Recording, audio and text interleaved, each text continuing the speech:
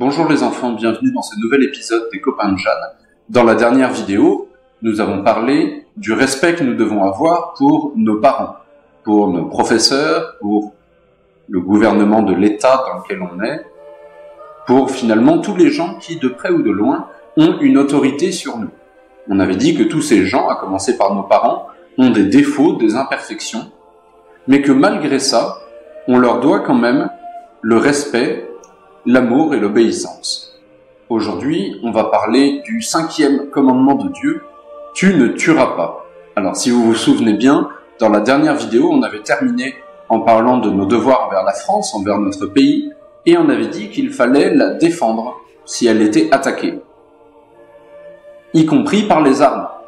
Ça veut dire en la défendant avec violence, en étant armé. Mais alors justement, comment on peut expliquer ça? Comment on peut expliquer qu'il faille défendre son pays, défendre sa famille, alors même que Dieu nous demande de ne pas tuer? Alors il faut qu'on explique un petit peu. On va commencer avec l'histoire de Caïn et Abel. Souvenez-vous, les deux premiers fils d'Adam et Ève, et puis Caïn est jaloux d'Abel et le tue. Et que lui dit Dieu? « La voix du sang d'Abel ton frère s'est élevée jusqu'à moi. Elle crie vengeance. Tu seras maudit sur cette terre qui a bu le sang de ton frère. » Alors pourquoi une punition aussi grave pour Caïn? Pourquoi une punition aussi grave? Parce que Caïn, on pourrait dire, a volé Dieu. La vie, elle n'appartient qu'à Dieu. C'est Dieu qui est le maître de la vie et de la mort. C'est Dieu qui décide qui doit vivre et qui doit mourir. Si on décide nous-mêmes, alors on pourrait dire en quelque sorte on vole la décision de Dieu. On se prend pour Dieu nous-mêmes. On prend pour nous ce qui n'appartient qu'à Dieu. Alors évidemment, si toute vie appartient à Dieu et si toute vie vient de Dieu, on doit respecter tout ce qui est vivant. Tout ce qui est vivant, ça veut dire aussi les plantes, les animaux. On en parlera. Et puis, quand on parle de l'être humain, il faut qu'on respecte la vie de l'âme et puis la vie du corps. Les deux sont importants. Commençons par parler de la chose qui paraît la plus évidente. Quand on parle de ce commandement, tu ne tueras pas. Qu'est-ce que c'est qu'un homicide ou un meurtre?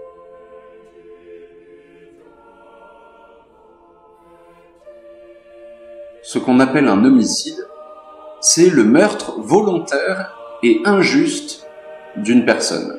Les deux sont importants. Pourquoi on dit le meurtre volontaire? Parce que on pourrait, malheureusement, tuer quelqu'un sans faire exprès. Par exemple, pour les accidents de la route, on ne voulait pas tuer des gens, et puis comme on conduit mal, ou qu'on a fait une bêtise, ou qu'on n'était pas attentif, on a peut-être tué quelqu'un sur la route. Ça, c'est ce qu'on appelle un meurtre involontaire. C'était pas fait exprès. En revanche, si vous décidez de tuer quelqu'un et que vous le faites, là, c'est volontaire. Vous aviez préparé cette action.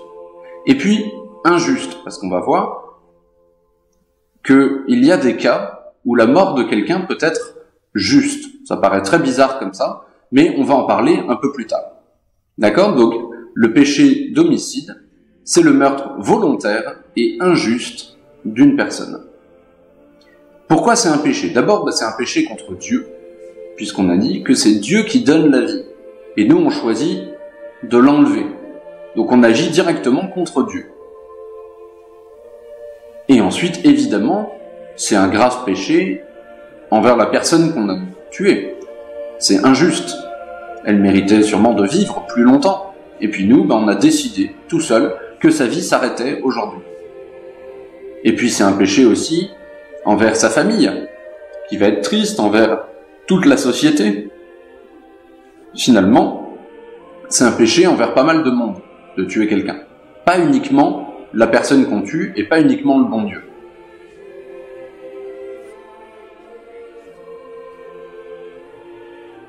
Alors, en revanche, il y a 3 cas, 3 circonstances dans lesquelles il est permis de tuer. Et ça, il faut qu'on en parle parce qu'on en a déjà un peu parlé dans la vidéo d'avant, quand on parlait des soldats à la guerre. Le premier cas où c'est possible de tuer, c'est pour protéger la société.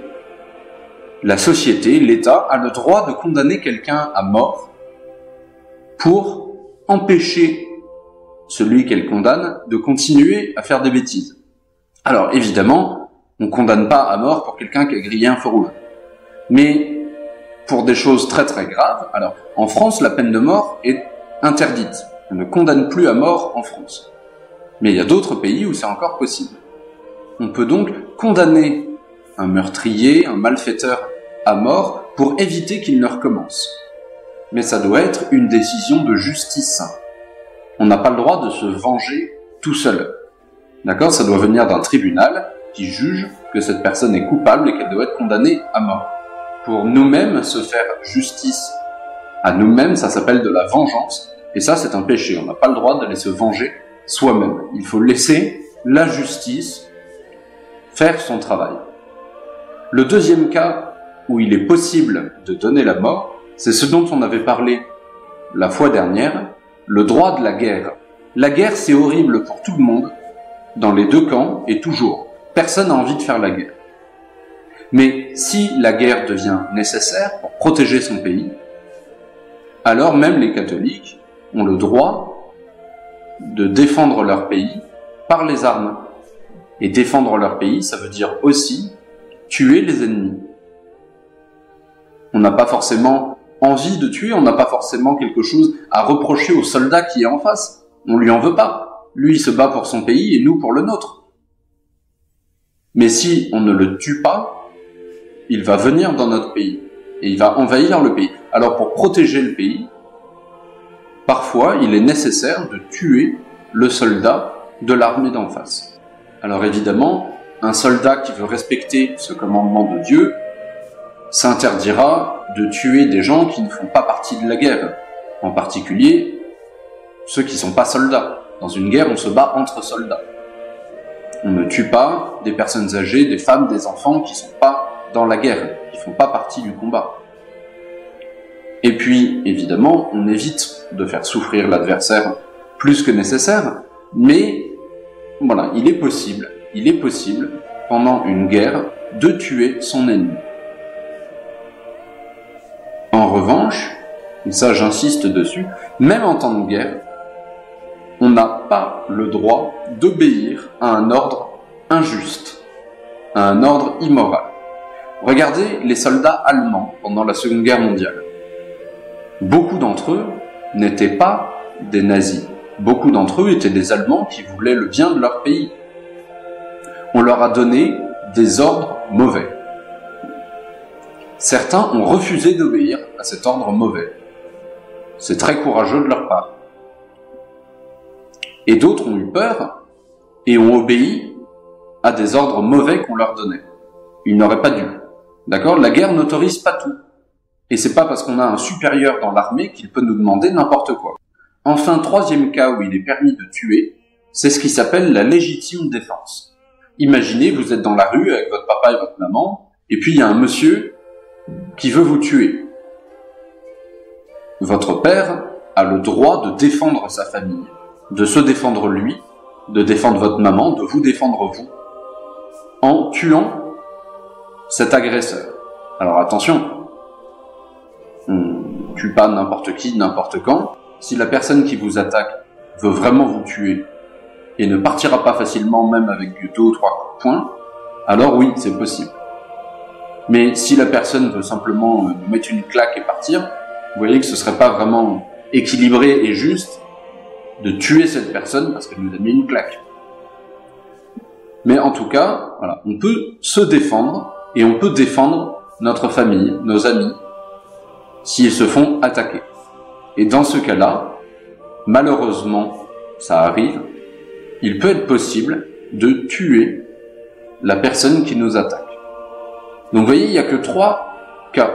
La peine de mort, déclarée par un tribunal dans un pays, le droit de la guerre, où on tue son ennemi, et puis la légitime défense. Ces 3 cas très spéciaux. Tout le reste du temps, on n'a pas le droit de donner la mort, ni à nous-mêmes, ni aux autres.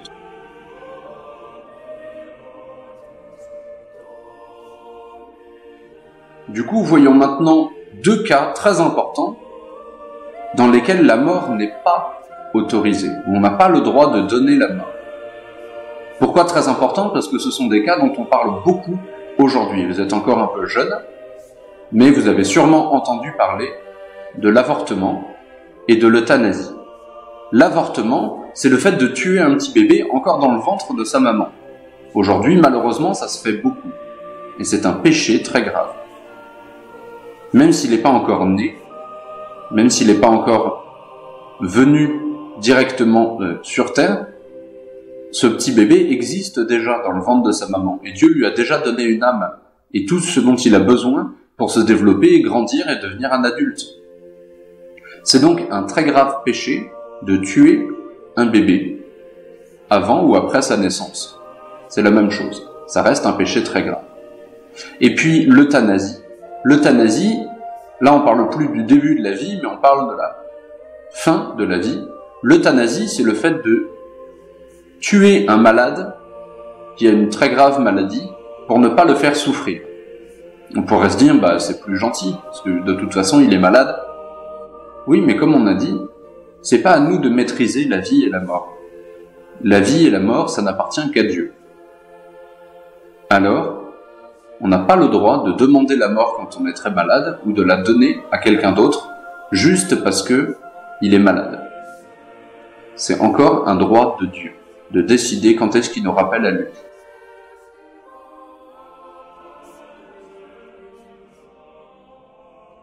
De même, ce commandement interdit de se suicider. Le suicide, c'est se donner la mort à soi-même. On parle plus d'homicide ou de meurtre, parce que là on tue quelqu'un d'autre, là on parle de se tuer soi-même. Alors, malheureusement, parfois, des gens à qui il arrive des choses très tristes dans leur vie, qui ne supportent plus toutes ces choses-là, décident qu'ils seront plus heureux s'ils meurent. C'est très dur à comprendre, on ne doit pas juger ces gens-là parce qu'on ne comprend pas toujours tout ce qui se passe dans leur tête, mais il faut que vous sachiez que faire cela, c'est un acte très grave. Dieu seul jugera. Quand cette personne qui se suicide arrivera là-haut, Dieu seul jugera. Dieu seul connaît exactement ce qui se passe dans la tête et dans le cœur des gens qui font des péchés. Quel que soit le péché, nous-mêmes on peut juste dire « ça c'est un péché ». Mais on ne peut pas forcément dire « telle personne qui a fait tel péché est forcément en enfer ». C'est pas notre boulot ça, c'est pas notre travail. Nous on doit juste connaître ce qui est bien, ce qui est mal. Mais Jésus nous demande bien dans l'Évangile de ne pas juger les autres. Ça, c'est pas notre travail. On sait que telle action est mauvaise, on ne peut pas dire dans quel état se trouve l'âme de quelqu'un qui a fait cette action mauvaise. Ça, on n'en sait rien.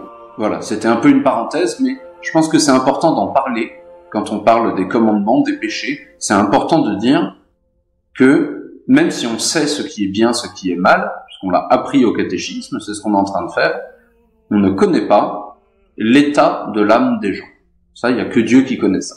Alors, à propos du suicide, puisqu'on était en train de parler de ça, le suicide, c'est effectivement un acte très grave, où on décide de se donner la mort à nous-mêmes. Mais, par exemple, regardez, aujourd'hui, on est en pleine épidémie de coronavirus, c'est une maladie qui tue des gens. Est-ce que, par exemple, un médecin ou une infirmière qui va faire son travail, donc qui va soigner les malades, on sait que ce médecin ou cette infirmière, ils prennent le risque d'attraper eux-mêmes cette maladie. Est-ce qu'on peut considérer que c'est un suicide alors, puisqu'ils se mettent en danger de mort? Ils se mettent en danger de mort, mais pour sauver d'autres gens. Non, bien sûr, c'est même pas du tout un suicide. De même, les pompiers qui viennent dans une maison en flammes pour sauver des gens qui sont dedans, bien sûr, ils mettent leur vie en danger, mais pour une cause raisonnable, pour sauver des vies. De même, des policiers qui vont essayer d'attraper des terroristes, peut-être ils vont se faire tuer, ils mettent leur vie en danger, oui, mais c'est pour quelque chose qui en vaut la peine. Arrêter des malfaiteurs.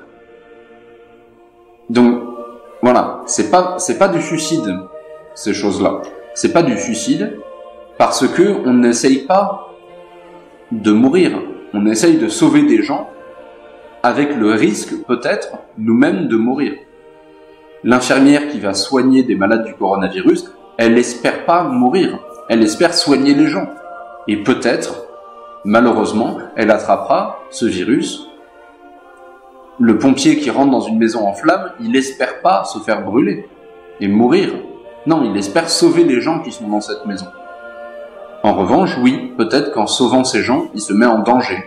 Et peut-être qu'il sera amené à donner sa vie pour sauver celle des autres. Mais c'est pas un suicide, ça. Au contraire, c'est très beau. Jésus nous le dit, il n'y a pas de plus grand amour que de donner sa vie pour les autres.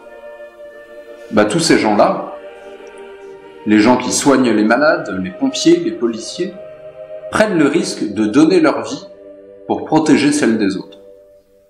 Alors évidemment, c'est pas un suicide, c'est quelque chose de très beau.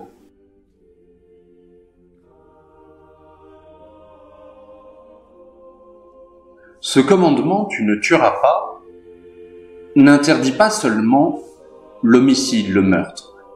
Il n'interdit pas seulement de ne pas tuer. C'est par ce commandement que l'on sait aussi que la violence est mauvaise. Le fait de frapper quelqu'un, de lui donner des coups, de le blesser, de le maltraiter, tout ça, ça rentre aussi dans ce qui est interdit par ce commandement. De plus, on sait qu'il y a beaucoup de péchés qui peuvent conduire au meurtre. Par exemple, la haine, le désir de se venger, la colère, les insultes, tout ça, ça peut mener à des disputes très graves qui peuvent aller jusqu'à l'homicide. Mais même se taper dessus entre frères et sœurs, ça va contre ce commandement. Attention, hein, là on parle depuis le début de choses extrêmement graves, mais se disputer entre frères et sœurs au point de taper les autres, c'est un péché aussi. Hein. C'est un péché aussi. Dieu leur a donné un corps à vos frères et sœurs pour leur permettre d'aller au ciel avec. Et vous, vous tapez dessus. Donc évidemment, c'est un péché.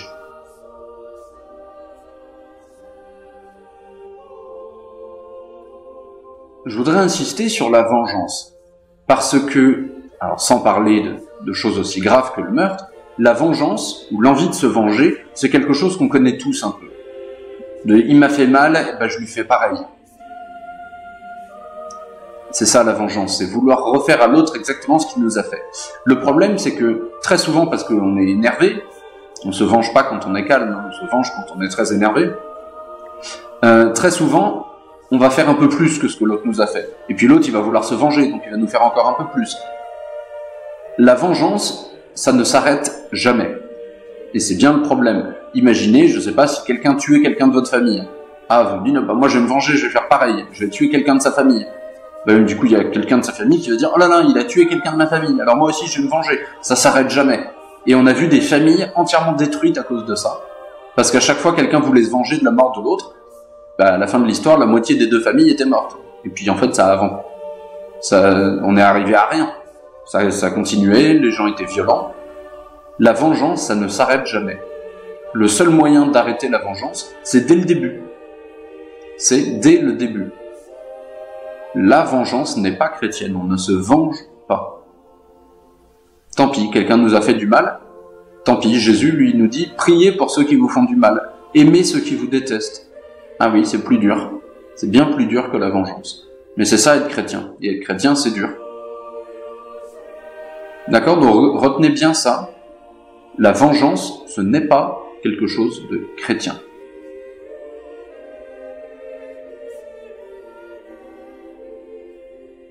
Et puis, il faut qu'on parle du cas des animaux. Du cas des animaux, est-ce que, quand on dit « tu ne tueras pas », ça veut dire aussi « tu ne tueras pas d'animaux ». Alors, l'homme a le droit de tuer l'animal. Et on va voir pourquoi. L'homme, souvenez-vous, a une âme immortelle, faite pour le bonheur du ciel. L'animal, au contraire, on pourrait dire qu'il a une âme mortelle, c'est une manière de parler, ça veut dire quelque chose qui le rend vivant, mais qui ne survit pas après la mort. D'accord ? Mais c'est juste un principe de vie, on pourrait dire, quelque chose qui rend l'animal vivant. Mais un animal est incapable d'avoir une vie morale, c'est-à-dire de faire un acte bon ou mauvais, parce qu'il n'a pas d'intelligence, ni de volonté libre comme un être humain. Il a ce qu'on appelle un instinct. Un instinct, c'est quelque chose dans dans sa tête qui le pousse à agir comme font les animaux de son espèce, ou comme il a été dressé à faire. Il n'y a pas de gentils animaux et de méchants animaux. Ça, très souvent, on se dit, ah bah oui, mais alors les gazelles et les moutons, c'est gentil, et puis les loups et les lions, c'est les méchants. Non. Un lion n'est pas méchant quand il mange une gazelle. Évidemment, pour la gazelle, c'est pas bien de se faire manger par le lion. Mais pour le lion, c'est nécessaire. Parce que s'il mange pas, c'est lui qui meurt. Et c'est comme ça que ça marche toute la chaîne alimentaire. Donc, tuer un autre animal pour se nourrir, c'est tout à fait naturel chez les animaux. Chez nous aussi, c'est pas du tout un problème. Du coup, on peut tuer un animal si on en a besoin.